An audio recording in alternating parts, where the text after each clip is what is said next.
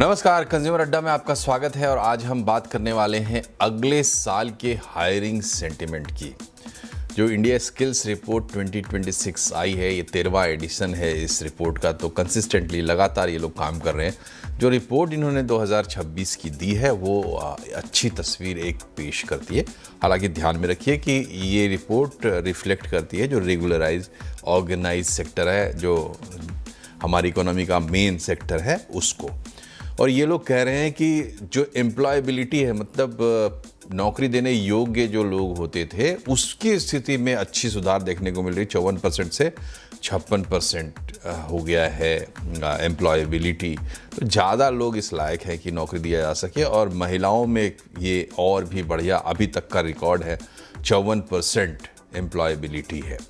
अब इसके बाद आती है बात हायरिंग सेंटिमेंट की। और ये सेंटिमेंट पता चलता है कॉर्पोरेट से बात करके, कंपनियों से बात करके। तो हज़ारों कंपनियों से इन लोगों ने बात की है और लाखों एम्प्लॉयज़ से तब ये रिपोर्ट निकाली है। इसमें ये कह रहे हैं कि जो पिछले साल 29% का, यानी करंट ईयर में 29% का जो हायरिंग सेंटिमेंट था, वो अब 40% हो गया है। मीनिंग 40% कंपनियां हायरिंग के मूड में हैं।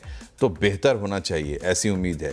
इसमें टेक्नोलॉजी, बीएफएसआई, बैंकिंग सेक्टर और फाइनेंशियल सेक्टर वगैरह जो है, उस पे इनका कहना है कि बहुत अच्छी इस समय वहाँ सेंटिमेंट देखने को मिल रहा है। न्यू एनर्जी, हेल्थ केयर, ये सब ऐसे सेक्टर्स हैं जो पुश कर रहे हैं हायरिंग सेंटिमेंट को। और इनके चलते नौकरियों की बहार आ सकती है 2026 में। इस वक्त जो तस्वीर दिखाई दे रही है, तमाम परिवर्तन के बावजूद 72% नौकरियां जो हैं वो परमानेंट नेचर की हैं अभी भी भारतीय इंडस्ट्री में। लेकिन 16% नौकरियां गिग और थर्ड पार्टी सर्विस की नौकरियां हैं। तो ये बता रहे कि एक मिक्स कंपोजिट टाइप का एटमॉस्फेयर बन रहा है और इसमें हायरिंग सेंटिमेंट अच्छा है। कितना अच्छा है, क्या क्या ट्रेंड्स है, आप थोड़ा रियल लाइफ के जो हमारे एक्सपर्ट्स आप कह सकते हैं या जो लोग काम कर रहे हैं इसमें, उनसे बातचीत करेंगे तो पता लगेगी। तो हमारा जो पैनल है, हमारे साथ जीनियस कंसल्टेंट के सीएमडी हैं आरपी यादव साहब, पहले भी आते रहे हमारे शो पर। साथ ही प्लेसकॉम के फाउंडर विशाल सूद हैं हमारे साथ, और KJ Somaiya institute of management की असिस्टेंट प्रोफेसर डॉक्टर मेघना गोयल है हमारे साथ। आप तीनों का बहुत बहुत स्वागत है। यादव साहब, ये बताइए कि ये जो स्किल रिपोर्ट आई है 2026 की, ये अच्छी हरी तस्वीर दिखा रही है। आपको क्या फील हो रहा है? क्या अगला साल वाकई एक अच्छा हायरिंग ईयर होगा? पहले तो नमस्कार सभी दर्शकों को। ये जो रिपोर्ट आई है ये तो बहुत अच्छी न्यूज़ है, बट इसके पीछे देखिए बहुत से कारण हैं इंडिया में, बट इसका मेन जो मैं 4 कारण बताऊँगा। एक तो हमारी गवर्नमेंट की पॉलिसीज़ है, वो उसके बारे में थोड़ा-सा एलाबोरेट करूँगा। दूसरा हमारा जो लिबरलाइज्ड एजुकेशन सिस्टम है, और थर्ड है हमारा बड़ा टैलेंट हब है इंडिया का, और फोर्थ है हमारी यूथ की इच्छा शक्ति और हंगर। तो let's talk about first government की पॉलिसीज क्या है। तो अगर हम देखें तो पिछले 2 साल में जो गवर्नमेंट की पॉलिसीज जो आई है, वो चाहे वो ईएलआई स्कीम है जो एम्प्लॉयमेंट रिलेटेड ईएलआई स्कीम दिया है, नैप्स का स्कीम है, नाइट्स का स्कीम है, उसमें अप्रेंटिसशिप की स्कीम आती है। कोई भी अगर एम्प्लॉय ज्वाइन करता है तो उनको 6 महीने तक इनिशियली 3,000 रुपया करके हर महीना मिलेगा। इसके अलावा स्टार्टअप इंडिया, डिजिटल इंडिया, बहुत सारे स्कीम गवर्नमेंट में लाई है। तो इस कारण से एक तो ये है, दूसरा जो है एजुकेशन, लिबरलाइज एजुकेशन सिस्टम इतना अच्छा हमारा है कि अभी समझिए 1.5 करोड़ लोग ज्वाइन करते हैं हर साल जॉब मार्केट में। और because of the liberalise education system, people are educated and people are coming into the market, you know. और थर्ड है जो हमारी जो टैलेंट हब है, 65% यूथ और 35 इयर्स के नीचे हमारे यहाँ है। तो वो एक बहुत बड़ा टैलेंट हब है जो दुनिया में कहीं पर नहीं है। और फोर्थ हमारी जो इच्छा शक्ति है यूथ की, वो बहुत ही स्ट्रांग है। अगर ऐसा नहीं होता तो अब अभी आप देखिए कि एक जब प्यून का जॉब निकलता है तो एक बीटेक का लड़का भी उसको अप्लाई कर लेता है। एक गांव की लड़की आती है, वो जाके वर्ल्ड कप लेके चली आती है। एक गांव का बच्चा आता है, वो क्रिकेट में जाकर के नंबर 1 बन जाता है और वो आईपीएल में सेलेक्ट हो जाता है। तो हमारी जो इच्छा शक्ति और भूख है वो बहुत ज़्यादा है। अब जो ये जो रिपोर्ट आया है which talks about 11% growth, but in my opinion I think it should be about 13 to 14% growth, because हमारा जो लास्ट 5 इयर्स का जो हमने ट्रैक रिकॉर्ड देखा, हमारा जितना भी जब भी जीडीपी जो ग्रोथ होता है उसका डबल से 1 प्लस माइनस 1 और 2% होता है। तो हमारी जीडीपी ग्रोथ इस साल की तकरीबन 6.5% होने वाली है, एनीथिंग बिटवीन 6.5 to 7% अगर नेक्स्ट ईयर में। तो मेरा मानना है कि it should be around 13 to 15% in between में आ सकता है। This will be my view. जी, तो जो आपने बातें कही, इस सर्वे के साथ वो सारी बातें अटैच्ड आई हैं। जो कारण उन लोगों ने बताए हैं वो भी मोटा मोटी वही हैं जो यादव साहब ने बताए हैं। और इसमें दोनों चीज़ें हैं कि कौन सी चीज़ है जो पुश कर रही है और कौन सी चीज़ है जो पुल कर रही है।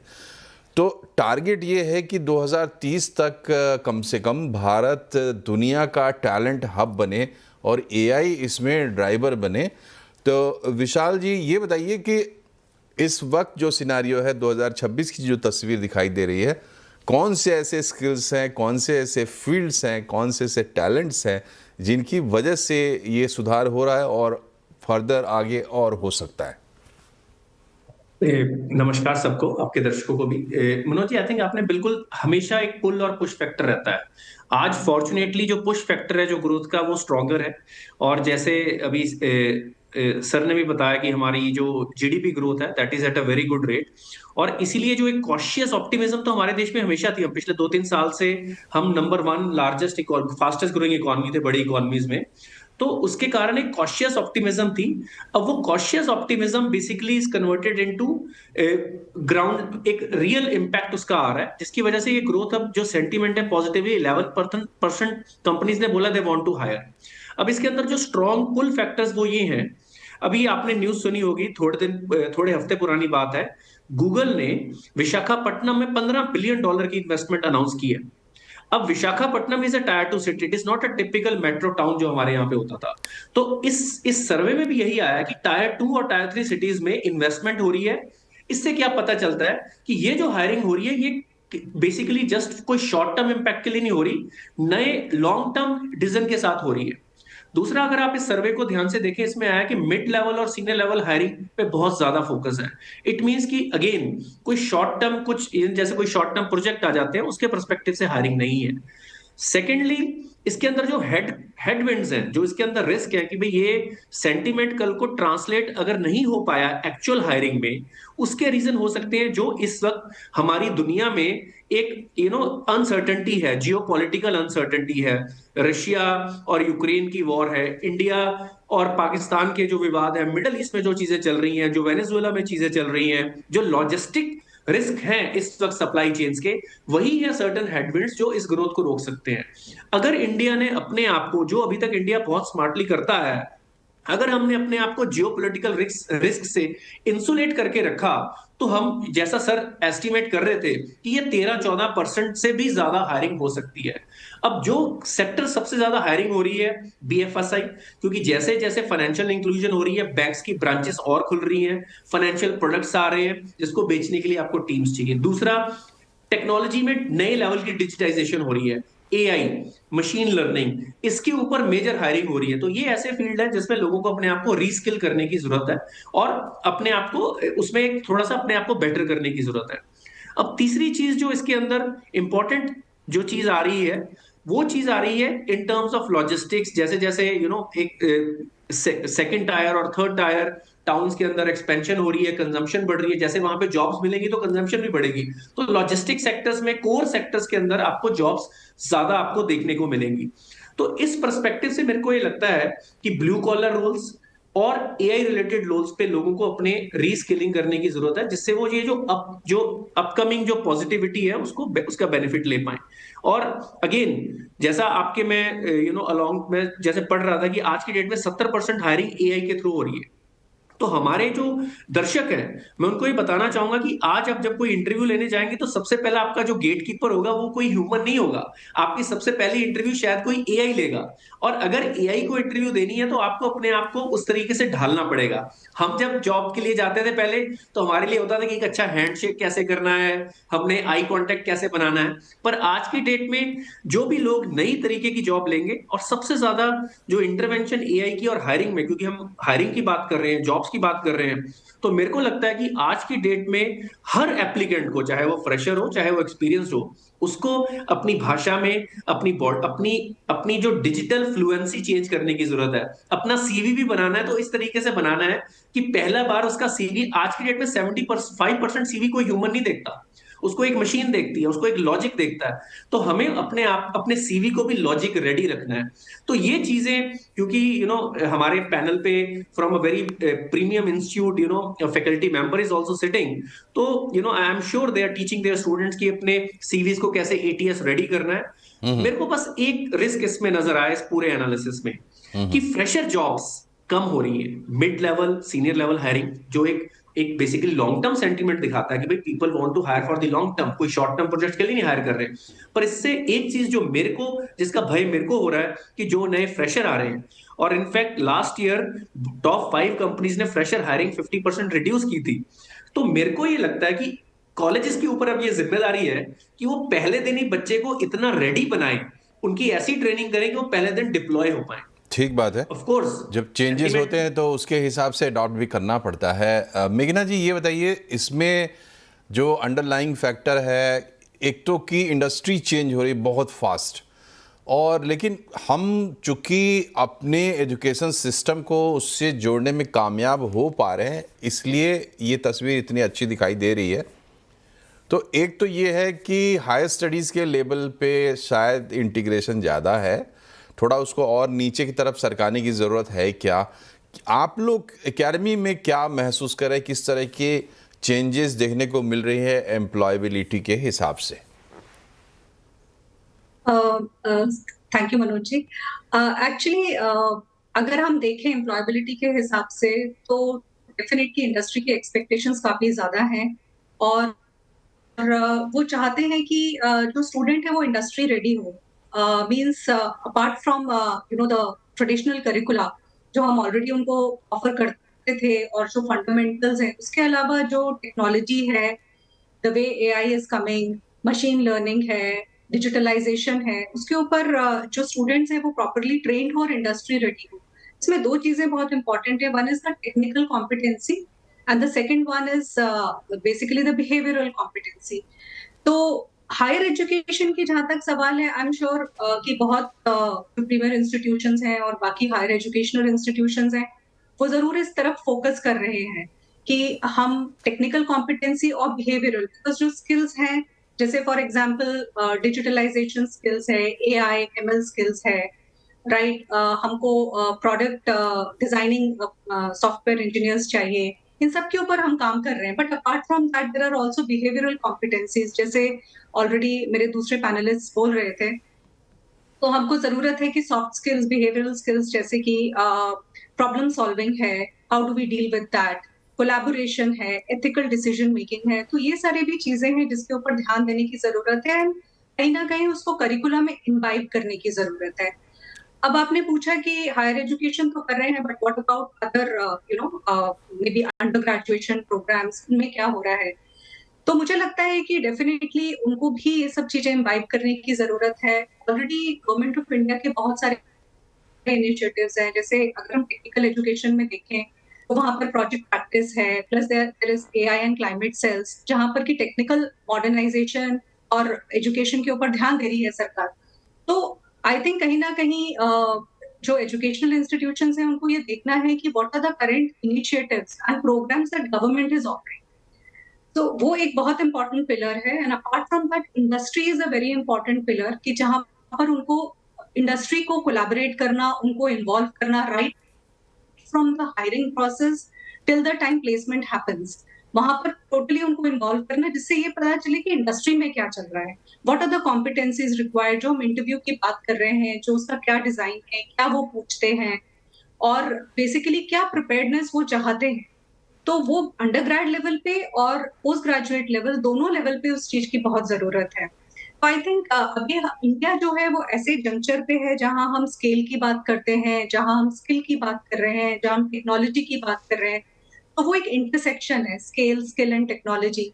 एंड डेफिनेटली मुझे ऐसा लगता है कि government at policy level and educational institutions and industry should come together to integrate the programs, the projects जहां पर कि हम AI integrated skilling कर सके, जहां पर कि हम stackable credentials एक टर्म यूज होता है, which means कि जैसे जैसे नई नई टेक्नोलॉजी आती है वैसे वैसे उसको अडेप्ट करना और बेसिकली अपने आप को employable banana, that is very important. इसके अलावा प्रोजेक्ट बेस्ड लर्निंग है और इंटरनेशनल बहुत सारे ऐसे एक्रेडिटेशंस हैं, आई मीन प्रोग्राम्स हैं, सर्टिफिकेशन प्रोग्राम्स हैं जो स्टूडेंट्स कर सकते हैं at under level also and also at post graduate level. उसके लिए कोई बहुत टेक्निकल डिग्री की जरूरत नहीं है। The only thing is that कि जैसे जैसे नई टेक्नोलॉजी आती जाती है आप उसको अडॉप्ट करते जाएं, उसके सर्टिफिकेशंस लेते जाएं। आई थिंक अगर इंस्टीट्यूशंस उसको प्रमोट करेंगे और उसका कहीं ना कहीं उसका जो एक मार्किंग उनका जो होता है उसमें उसको इम्बाइब करेंगे,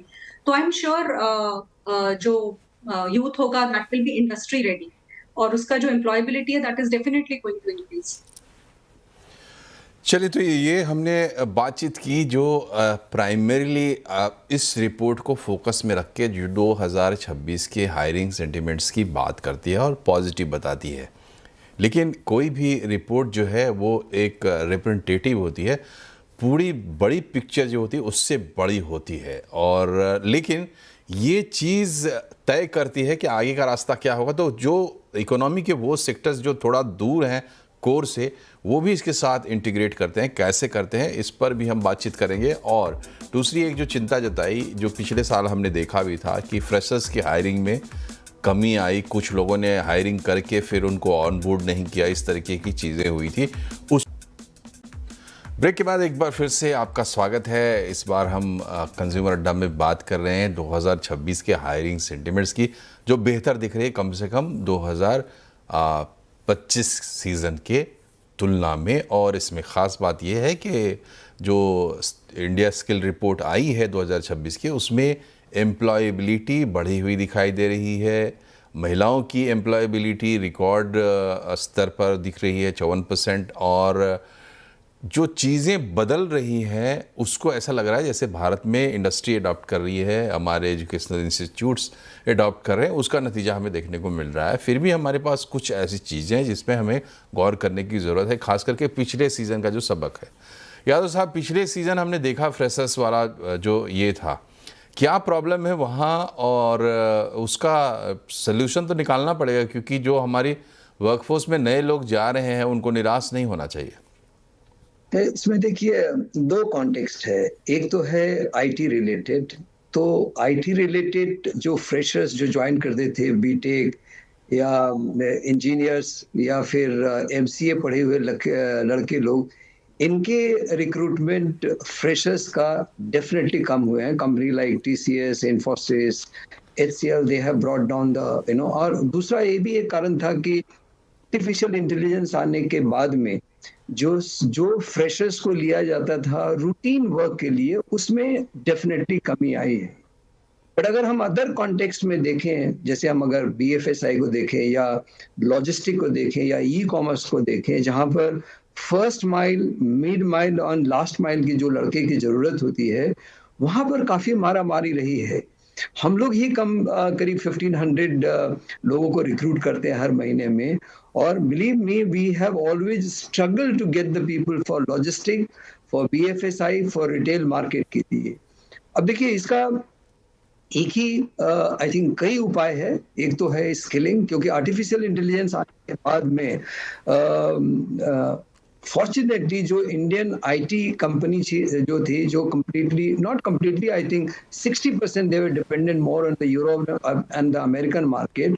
नाउ बिकॉज आर्टिफिशियल इंटेलिजेंस आने के बाद में आज जो डोमेस्टिक कंपनी है, कोई भी कंपनी हो, चाहे मिड साइज की कंपनी हो, लार्ज कंपनी हो और वेरी लार्ज कंपनी है, हर एक को आर्टिफिशियल इंटेलिजेंस इंट्रोड्यूस करना कंपनी में, it has become like a compulsory also and a trend also. And because of that, I think most of the IT company will start doing well and their result will be very good. And because of this, I think artificial intelligence में काफ़ी लोगों की ज़रूरत होगी।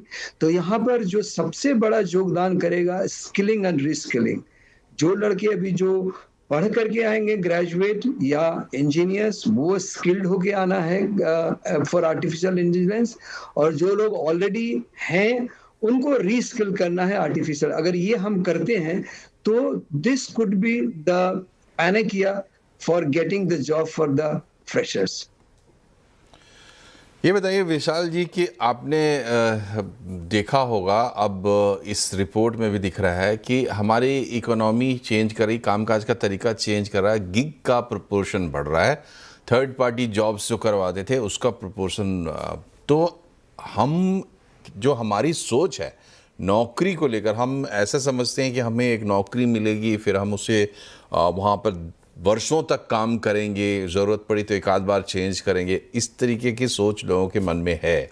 और अब जो shift हो रहा है किस तरफ हो रहा है? अभी बता रहे हैं कि 16% इस रिपोर्ट में बता रहे हैं, आगे और भी इसमें बदलाव होगा। इसके लिए किस तरीके से प्रिपेयर होना चाहिए और किन के लिए ये चीज़ अच्छी है? मैं इस पे आने से पहले जो पहला सवाल था कि भाई जो फ्रेशर हायरिंग पे, वो एक बहुत इंपॉर्टेंट फैक्टर है। ये ना हमारी इस वक्त इकोनॉमी एक बड़ा इंटरेस्टिंग सा पैराडॉक्स है। एक्सपीरियंस्ड हायरिंग तो बढ़ती जा रही है, जैसा रिपोर्ट बता रही है कि इस साल 50% के करीब बढ़ेगी, उनको अच्छी ग्रोथ भी मिलेगी, और फ्रेशर हायरिंग रफली 50% डाउन हो गई है। अब मैं ये इसलिए इस पे बात करना चाह रहा हूँ कि कंपनियां शॉर्ट टर्म सोचते हुए कि हमें प्लग एंड प्ले टैलेंट चाहिए एक, और वो अब फ्रेशर्स पे इन्वेस्ट नहीं करना चाह रही, पर ये लॉन्ग टर्म में पाइपलाइन में, एक टैलेंट पाइपलाइन में एक वीकनेस क्रिएट करेगा, एक लॉन्ग टर्म में प्रॉब्लम क्रिएट करेगा। तो मेरे को लगता है कि ये ऑर्गेनाइजेशंस की भी रिस्पॉन्सिबिलिटी है कि वो फ्रेशर्स के टैलेंट ग्रोथ और उस पर फोकस करें, और सेम टाइम पे इंस्टीट्यूट्स की भी ये रिस्पॉन्सिबिलिटी है कि वो उसको जितना क्लोज लेके जा सकते हैं प्लग एंड प्ले के। तो जो हमारी डिग्री ट्रेडिशनली रही है, which is about theory and learning, अब उसको प्रैक्टिकलिटी और स्किलिंग की तरफ लेके जाना पड़ेगा। और गिग इकोनॉमी, अब हम पिछले काफी टाइम से हम ये देख रहे हैं कि जो लोग गिग इकोनॉमी की तरफ लोग ज्यादा पसंद कर रहे हैं। अगर मैं नई जनरेशन की बात करूं, एक देखो, ये सोसाइटी की एक रिफ्लेक्शन है। गिग इकोनॉमी सिर्फ इकोनॉमिक सिचुएशन नहीं है, ये एक सोसाइटी के माइंडसेट की भी रिफ्लेक्शन है। हमारे पेरेंट्स के टाइम पे ऐसा होता था, वो एक कंपनी में, मेरे पिताजी ने तो एक ही कंपनी ज्वाइन की और 37 साल बाद वहीं से रिटायर हुए। फिर एक टाइम आया, लोगों ने 2-3 कंपनीज मैक्सिमम चेंज करते थे और प्राइवेट इकोनॉमी बढ़नी शुरू हुई। आज अगर कोई 3 साल टिक जाता है तो लोग सोचते हैं कि इसने बहुत लंबा टाइम निकाल लिया, 3-4 साल को। और गिग इकोनॉमी अपनी परसेंटेज बढ़ाती जा रही है क्योंकि लोगों का माइंडसेट भी बदल रहा है। आज एक बंदा जो टैलेंटेड है, जिसके अंदर स्किल है, उसको लगता है कि मैं अपने आप को एक ही कंपनी के साथ क्यों बांधूं।